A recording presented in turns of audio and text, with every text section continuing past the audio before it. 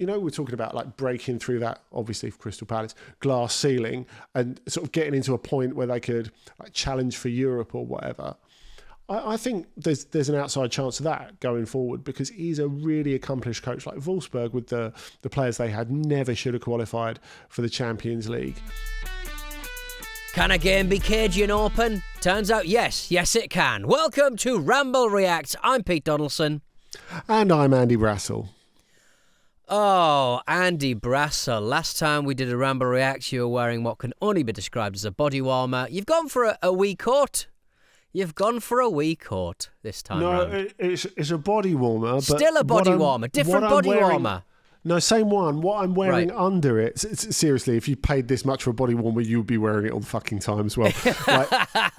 The jumper that I'm wearing under it is less chunky than the previous one. So therefore it looks like the body warmer is covering more of my body. I see. It's warming more of your body, so to speak. Yes. I see. I get it. Andy, you work so very hard because you have to keep yourself in resplendent, inexpensive body warmers. And I'll tell you what, I walked past a painter in the street and he was listening to your voice, and it was very discombobulating walking past basically your voice in my street, and a man was painting a window.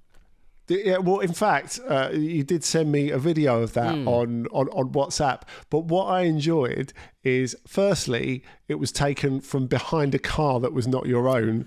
And secondly, it was about 6 seconds long, which implied to me that either you're going to bring Vine back single-handedly or you were sort of doing it surreptitiously and then sort of bottled it and ran off.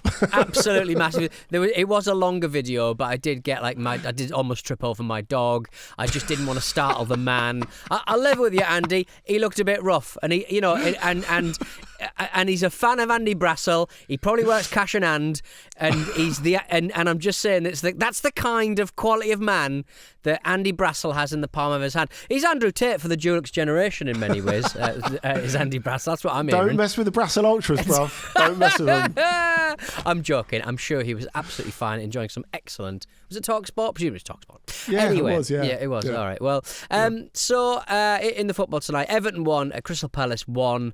As I said, it was first half. It was cagey, but also quite open, and it just seemed to be. I don't know what it is about these two football teams. When Everton get up to speed, it always looks quite basic, like high-driven crosses from the left. But when Crystal Palace sort of move the ball, they look like a decent ball-playing side when they fancy it, and they're quick, and they've got lovely triangles going on when they want to, and they've got talented footballers, but they just don't do it often enough for me. So I do think that their league positions kind of befit where they are as a ball-playing side. Yeah, well, I think you're absolutely right about Palace, particularly because I don't know if it's sometimes perception becomes reality. And I think sometimes perception does become reality. But I think you looked at that and the feeling that it was an end of an era that, with all love for Roy Hodgson, had really started to weigh on them big time and started to weigh on the club big time. And there was a sense that Palace were a little bit liberated. Now, maybe this was a sense of because it was Everton's home game and where they are in the table, and the feeling that everything Everton did was underpinned by a bit of tension. Now, that might be the way it always is. You know, you think of the atmosphere at Goodison Park. They feel sometimes... And I feel that if you forget the 10 points that have been taken off them, I feel that the performances have been better than the results for quite a lot of this season with Everton. And, you know, the fact that they sort of find themselves in this sort of trough of profligacy a lot of the time at home, which, given the forward players they've got, shouldn't really be happening. But we saw that again tonight. And it's this sort of cross between like outright mania that's propelled by Daesh, and then this tension that holds them back with Everton. Whereas I think with Palace, there was a sense of not exactly free hit, of course, because it was a very important game for them, but a feeling of, oh yeah, right, okay, we're starting again. It's going to get better from here on in. And they just felt it felt as if the occasion was weighing on Everton more than it was weighing on them. And you could kind of tell from like DCL's headers and finishing, and they look like they couldn't buy a shot on target at certain points, Everton. Yeah, actually, I've got a question for you. You know that Newcastle were obviously really interested in him at one point. If he was available for under 50 million, would you take him now in the shape that he's in? I mean, that is the problem, isn't it? I mean, haven't we got enough? We'd need a bigger treatment table, surely, wouldn't we? I mean, we've got enough. We've got enough problems in that department. We've already got like 3 or 4 forward players in the treatment room. He's not scored since November, I think. He just looks like short on confidence, and he doesn't necessarily look like he's beating himself up, but he does look very frustrated when he can't get a shot on, when he can't just like get a header on target and stuff. And for a player who is so gosh darn handsome and fashionable and 6'2", he kind of should be for me. Yes, because he's got everything else going for him. And I think if he's going to let us down in this position, in the one position in life he's less successful. That's the thing that's making him all the money. Yeah, well, you know what? You should have had a winning goal tonight, and really he had it in exactly the spot that he wanted it from Dwight McNeil, and still couldn't put it away. I just wonder if there is a point where like Dyche looks at it and says, you know what, we've bought Beto, should we give him a run? Yeah. You know, because it's unlikely that they're going to start them in the same team too often, isn't it? But you know, will they get to this point where they think, look, DCL's great, he has been great, is current him great? And it's a question, isn't it? You know, I mean, even if we take away, I guess what I should have said is when I was asking you that question about would you have him for Newcastle before, it's like I'm not even really talking about the injury bit. When they can get him on the pitch, and they've managed to get him on the pitch more this season than they have in a while, is it still there? Or, you know, are we thinking about him as the player that he was 2.5 years ago? And is he still that player? Is he still capable of being that player? I mean, you can't really use him at this point in time as like even a hold-up man. Yeah, you can't even sort of use him as this kind of like big Hossolu character. But yeah, it was a really, really interesting game, and in certain aspects anyway. I think the commentary team sort of gave up halfway through, started calling Palace awkward. A lot of love for Mark Bright in the crowd. There's a lot of shots of Mark Bright for obvious reasons because he was sat next to the new manager. But like, I mean, I've not seen that man get so much screen time since he was going out with Michelle Gale when they were like the hottest couple of the 90s, for crying out loud. It was really, really good stuff. Yeah, they really were. Ian Wright's listening to that, saying I thought me and Brighty were the hottest couple of the 90s. Exactly. But I mean, yeah, as we said, like Ray Lungton was leading from the dugout after Roy Hodgson's departure. You could really hear him on the Sky broadcast, but he's not going to be there for very much longer, you would imagine, because obviously Roy's out, and there won't be any room in the backroom staff for him. I think that's the thing, Pete. I think he's thought, well, it's not as if I have to save my voice for training tomorrow. No, exactly. I'm heading to Ibiza. I might as well go for it. You know, he's sort of going and signing on Friday, going, I can't do anything that involves public speaking for a month. So you're just going to have to cover me. I mean, producer Vinad did point out that he was wearing shorts in the running order, but I would say that it has been quite a warm day in London. I think it's fair to say it has been all right. I think he's get off. It's a Monday night on Merseyside in February. Merseyside. I'm just saying it probably is quite similar up there. That's all I'm saying. Unless the coach broke down on the way and he had to get out and have a look at the engine, there is no excuse for him wearing shorts. That's true. That is true. When Decorah in the first half smashed a loose ball against the hoardings, I thought, why haven't we got dynamic advertising hoardings? So, like, it has sensors on it. If a ball strikes it hard, it has like the idea of like a window smashing or something, and you go, get your glazing at Steve's Glazing. I imagine Steve's Glazing couldn't afford, millions of pounds for the advertising. But why don't they have dynamic advertising hoardings? That's what I want to know. It's a really good question. I mean, we almost reached that point. Do you remember the time where England were playing away in Croatia? Yeah. Gary Neville passed it back to Paul Robinson, and it hit a divot. He missed it, and he took an air shot, and it went in. Famously, they had the the advertising for the Borat film that was coming out at the time, didn't Right. they? So they had a grinning Sacha Baron Cohen in triplicate behind the goal. You could not have bought that. As Paul Robinson airshotted it, yeah. I would be very I would be very it would be very difficult not to pass to. Remember that little? It was an insurance dog. It was like a sausage dog that would Churchill. Was it Churchill? No, I think it was an insurance. It was like a sausage dog that would tootle along. He's not a sausage dog, is he? I thought Churchill's like an old. He's a bulldog, isn't he? Yeah, he's an yeah, old yeah. bulldog. But like this is sausage. I can't remember which insurance brand it was. But that dog used to walk along. I used to get very excited that there's a dog on the pitch.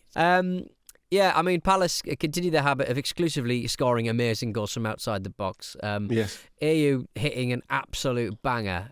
It's one of those things where like Palace do go on runs of just scoring just unbelievably accomplished hits from outside the area. Their goal of the season competition is usually pretty decent, isn't it?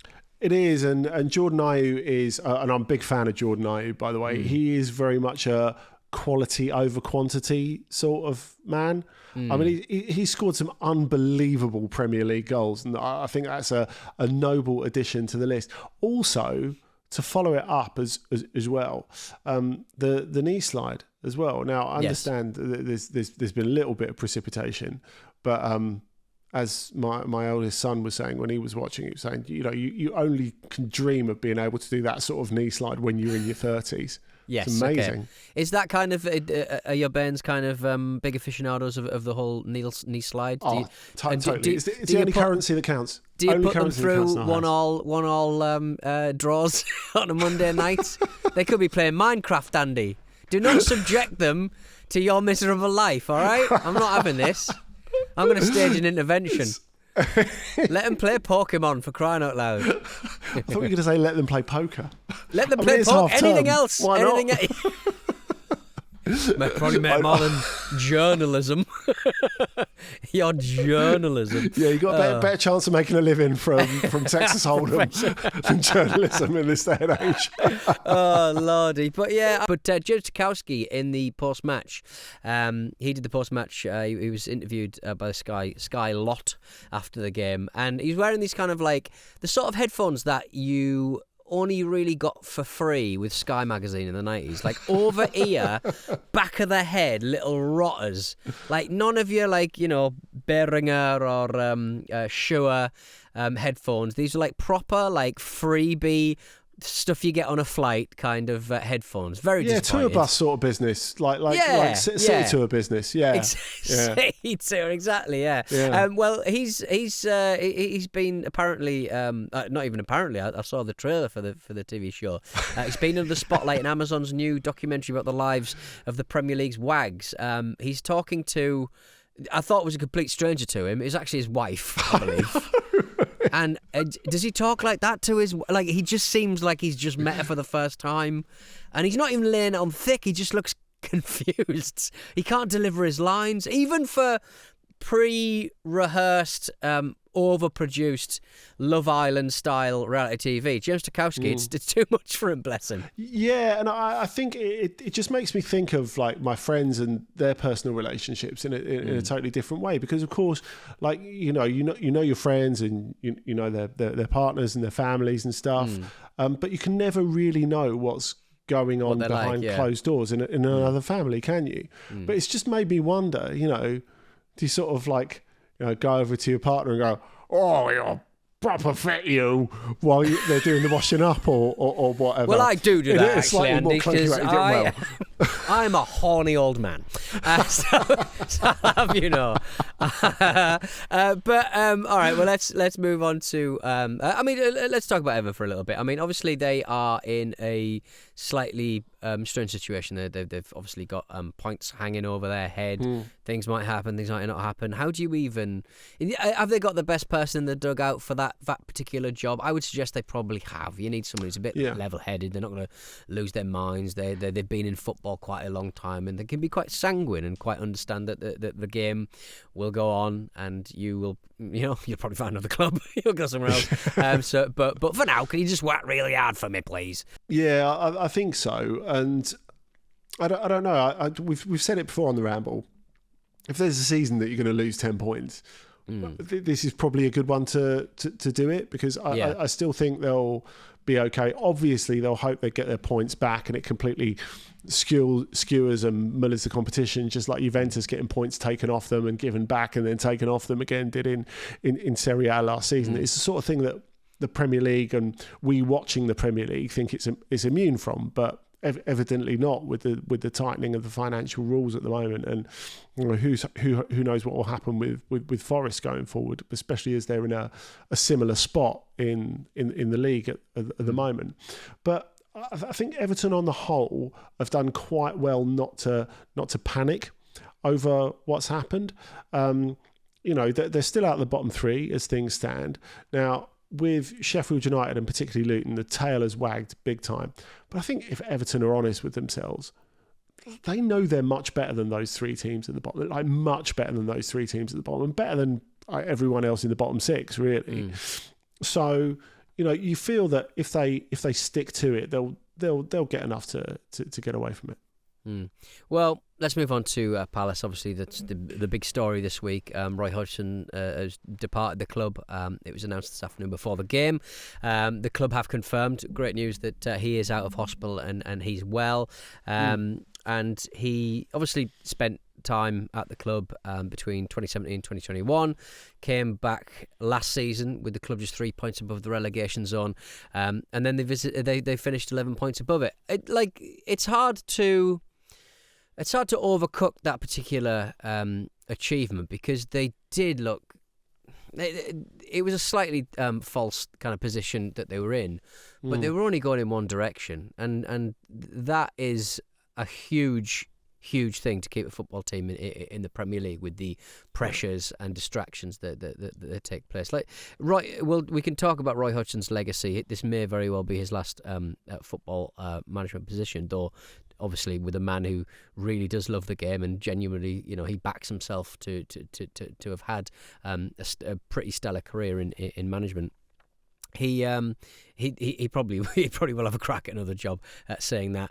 But what will his legacy be at Palace? I mean, we can talk about the aspirations of that club and how difficult it's been for season ticket holders to watch the same thing for about 5 seasons. He can sort of look back and sort of say, well, I achieved something at that club. I kept them in a league with, not a huge amount of money, not a huge amount of backing. And as we said on Friday's Ramble, Pete, I think what's been quite sad really in recent weeks is that he's got quite crotchety and defensive really about the reaction of the fans. And the fans' discontent has never really been fully focused on him. I feel. Obviously, they knew when he come back what he was, the way he coaches, the sort of team he produces, and fine, they needed that to close out last season. But if they didn't change a coach last summer, that's on the club. That's on Steve Parish and the people who run the club. Now, if you look at all the banners that have been in the stands at the home and away games, and you think particularly when they were getting belted at Arsenal, that's an obvious one, as well as Brighton. Those banners were talking about the direction of the club. They were talking about Parish. They were talking about John Textor. They weren't really aimed at Roy Hodgson. But it's been sad that he's taken it very, very personally. And perhaps, as you were saying, that's the biggest indicator that he feels this is the end, really, of his career, certainly in top level, full-time coaching. That doesn't diminish anything that's gone before. But I do feel bad for him that he's had to go through this moment. And I'm sure when it gets to the end of the season and Palace are fine, they'll think back and be grateful for what he did for large parts of the time that he was there. But it does feel, of course, that, as we were saying at the top, that Palace have already moved on, really, because they were ready for this to happen. And you've got this young, dashing coach, 30 years his junior, already spent like most of his signing on fee on a nice Canada Goose to keep the cold out, all the rest of it, looking like super dashing and ready to make Palace sexy again, and all the rest of it. But they're in a funny position as a club, aren't they? And we've talked about them, and there've been other clubs who've been in that position before and got themselves into all sorts of trouble trying to evolve. And I think you think of Southampton, Swansea, going back all the way, Charlton, that sense of we're never going down, but we can't really qualify for Europe. So what are we for? I think it's natural that any fan base starts like picking holes in the way they play, or certain players, or the coaches, or whatever. How do you get past that? There's no obvious answer, really, is there? Is the Championship going to be the purists' league? I get the sense that it probably will be at some point. Just get that. Give us a playoff adventure at the end of the season, and we don't even want to go up. We are done with the Premier League. The pressures are too high. Just Wembers. Just give us Wembers. Just give us Wembers, for crying out loud. But like Roy, as a manager, obviously as a multilinguist yourself and someone who loves European football, I mean, it's the road less travelled for a man of his vintage and a man of his the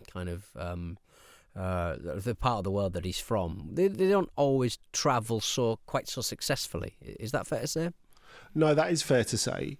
But I think as well you can sort of look at Hodgson and the fact that he's well read and discusses books with journalists and stuff, and say, well, he always had this spirit of adventure, and people will come out with stuff like that. It's not really true.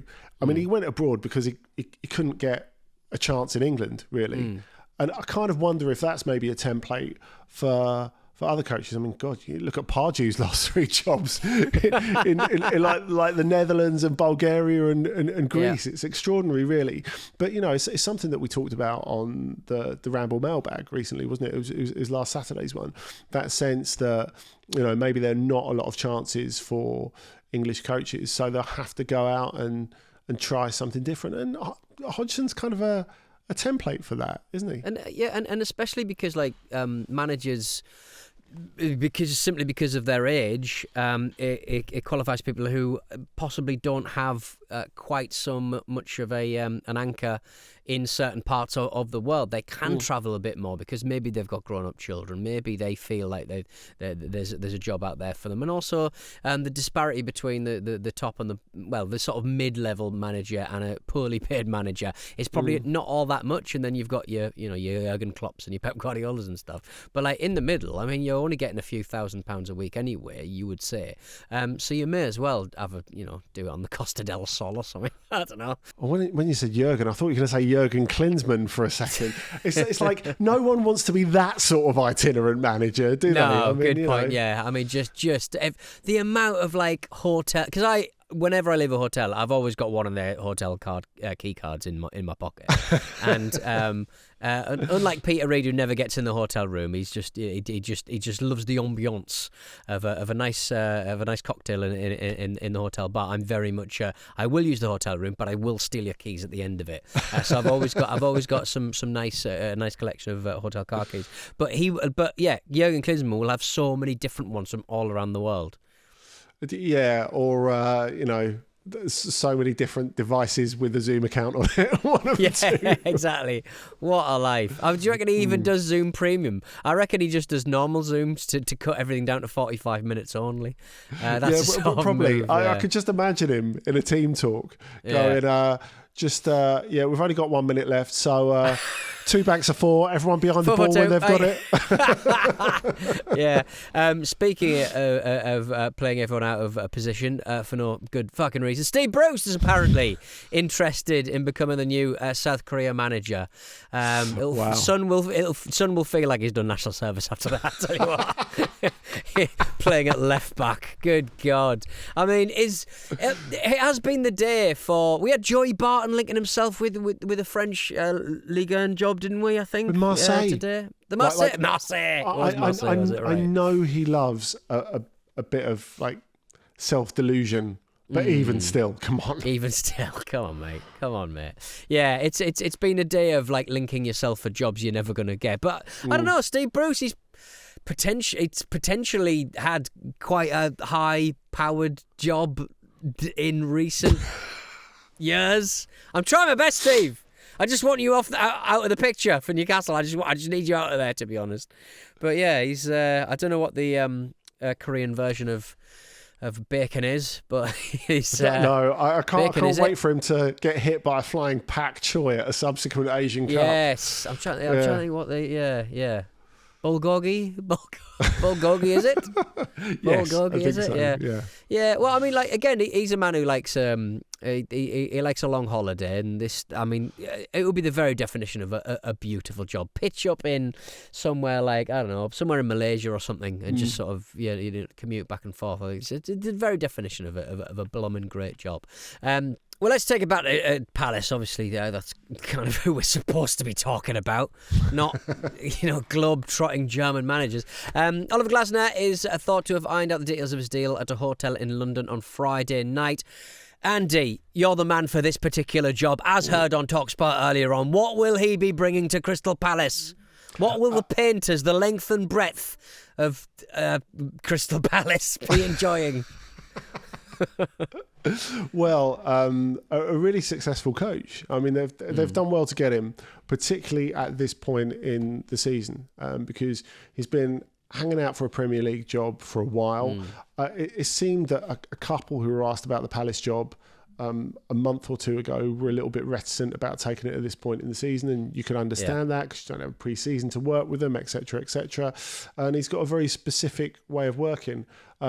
He'll sort the defence out, so it will be, I think, evolution rather than revolution from Hodgson.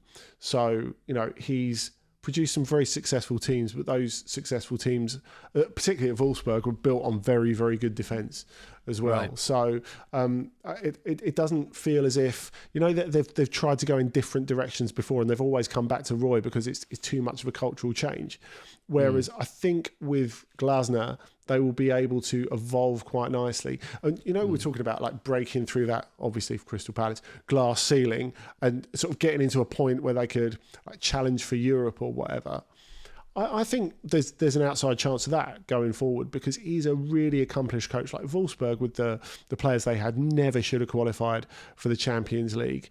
And Eintracht Frankfurt never should have got in the Europa League final and won the Europa League, and then obviously got in the Champions League where they landed a few blows in that as well, getting through to the knockouts last season. So, I think they'll do really well. I guess the question is, where are Palace going to go from here if we're talking about Glasner over the medium term? Because he's someone who's ambitious. I mean, he walked out of both Wolfsburg and Frankfurt because they couldn't match his ambition, or he felt they couldn't match his ambition. So I guess a lot of Palace's future is up for question, because it looks like John Textor is going to sell his 40% share in the club at some point. So does the next shareholder back Parish to keep running the club? And if there's new owners, do the next owners match Glasner's ambition? Obviously, they're going to redevelop the stadium to an extent as well. So it's kind of exciting times for Palace. Not Frank de Boer necessarily on the field craziness. yeah, exactly. Right. It's slowly catching monkey, I think. It feels like they're going to do it at a reasonable pace. Like Glasner's a really sensible appointment. I guess that it just wouldn't be completely out of character if he did a really good job and then got to a point and it was like, where are we going next? And they didn't really have an answer for him. But much like when you said it's probably a good season for Everton to absolutely ship 10 points at the end of a lawyer's pen, it's probably quite a good season for Palace to find themselves where they are now. You could probably say they could probably just kind of glide to a pretty tepid finish. We're using so many terrible Palace metaphors here, aren't we? Glass ceilings, gliding to safety. It's just awful. Yeah, it's I just think with him coming in, I think he's not about like big money spending, and he wouldn't be at that club if he was. But it seems to me from what I've heard, he is a good fit for kind of just steadying the ship, get the end of the season, and then really kind of investing the time in, like you say, getting the defence up and running. And I'm just saying as well, Pete, he did get the absolute best out of Wout Weghorst as well. So I mean, who wouldn't love to see our favourite anti-vaxxing 6.5 foot number 9 back in the Premier League? I certainly would. Would. Well, look, good news for Crystal Palace. I think that was a kind of plaster that I think a lot of fans probably felt that needed to be taken off sooner rather than later, but it all doesn't start and end with the dugout. They are 5 points clear of the relegation zone as it stands. On the subject of Bundesliga managers, Thomas Tuchel is under huge pressure after Bayern lost again this weekend. If Tuchel has to go, though, apparently, and this is from apparently okay sources, not like the thumb in the air absolute sun talk. They're apparently considering Ole Gunnar Solksjaer until the end of the season. Have they? I mean, I guess looking back, it probably he did go quite deep in a couple of competitions, and also other managers have had terrible times at Manchester United. But is this the solution? Is this? Well, I think you know the answer to this, don't you, Pete? No, give it Ole till the end of the season. I mean, it's funny because United, Bayern Munich, Ole Gunnar Solskjaer will have managed those two teams. I'm loving it. United did get an incredible new manager bounce out of Solskjaer. We've got to remember that. I guess the other thing is that, I wrote in my Guardian column today that I don't see Bayern getting rid of Tuchel because there is no plausible alternative. So already we're onto the non-plausible alternatives. So Solskjaer, we had Hansi Flick mentioned earlier in the day, which was amazing for Bayern the first time, but bringing him back into a dressing room that hasn't really got many leaders. I think a lot of people are looking at the fact that yeah, exactly. Bring him back. Well, there we go. Give Roy a week off and then see him pitch up in Munich. Excellent German already. Well, why not? Eh? But of course, part of this is because Thomas Tuchel, apart from standing there on the touchline after they lost at Bochum, for goodness sakes. I respect Bochum, but Bayern can't be losing there for the second time in three seasons. And he stood there going, but we had an XG of 3.4. We're really unlucky. I mean, you can't be saying that. And then, of course, you had his assistant Zolt Love having a scrap almost with Joshua Kimmich on the touchline, and I think it was either Tuchel or one of his staff saying, that wasn't for public view. Well, don't do it in the site for public then. That's the obvious answer to that. Imagine getting doing a field sobriety test and vomiting during it. Going, well, that wasn't for public view. Well, you're still getting arrested, aren't you? Still getting a driving ban, aren't you? All right, then let's get out of here. Join us on Wednesday for the Football Ramble. Oh, it's a good show. Some of the things we might be talking about include Neil Warnock's signings at Aberdeen. Maybe he'll go for the job and call himself Neil Warnock for a laugh. Phil Brown's Kidderminster Revolution, and maybe a little bit of Champions League in there as well. In the meantime, you can find us on X, you can find us on TikTok, Instagram, and YouTube at Football Ramble, and do subscribe on that there Spotify, please, because to be quite frank, Apple has treated us mean this week. Treated us mean. They're not keeping us keen. They're upsetting us, making it very hard for people on Apple to listen to our shows. But so if you got the opportunity, maybe listen to it somewhere else. Right, we'll be back soon. Andy Brassel, thank you for joining us. Good evening. Ciao for now. Cheers for watching another fantastic clip from the Football Ramble podcast. Make sure you click like on this video and subscribe to the channel, which means you will not miss a single upload.